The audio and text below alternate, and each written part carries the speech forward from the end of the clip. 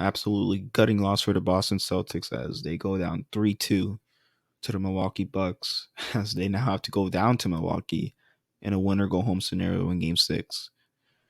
Obviously, as you can tell, I'm pretty gutted as a Celtics fan to see this team, lose control like they did in the fourth quarter. After being in such control for a majority of the game, right? I was pretty hyped, and then to see this team, kind of lose it at the end, pretty much a repeat of what probably Bucks fans felt after game 4. But honestly, this stings, right? Because it really could have put the Celtics in front of the series, and now they're in a really big hole.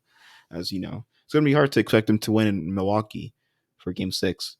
Um, but overall, a lot went well for Milwaukee. They went, they shot really well in the fourth quarter. Giannis was able to get a three in the fourth quarter. Obviously, they shot 44% from three overall, and then a couple tough shots from Drew Middleton down the stretch. Obviously, the offensive rebounds, turnovers. Bobby Porter's being able to get that offensive board and make which was essentially the game winner. And then yeah, I mean, a game that the Celtics should not have lost, they lost, and now their series is in big danger. And yeah, when you look at the perspective though from Tatum, who's supposed to be the Celtics' best player, it's a 2 for 11 shooting from three, and again a poor start, and ultimately just it's been a disappointing series from Jason Tatum. Like I don't think he's had a really realistically, if I'm being honest, I don't think he's had a legit game, a legit good game from the Celtics team, right? Like I don't think he has that 330 points if Al Horford doesn't go off, and ultimately probably the most plastic 34 points I've ever seen from Jason Tatum. Did not feel like he really went off in this game. It felt like he was hurting the team more, and ultimately, like when you look back to the Miami Heat series in the bubble, it felt like the same Jason Tatum we're seeing. Ultimately the poor starts, poor shooting, not really dependable. And it's almost as if Jalen Brown, this series has been better. Well, he has. I mean, he had a big game too. And I think Jalen Brown was better for the Celtics this game, despite what the box score might say. And yeah, I mean, it's a bit unfortunate, right? I don't want to completely act like the Celtics, completely, you know, choked, right? Like, like the Bucks did make some tough shots, right? They could not really miss in that fourth quarter.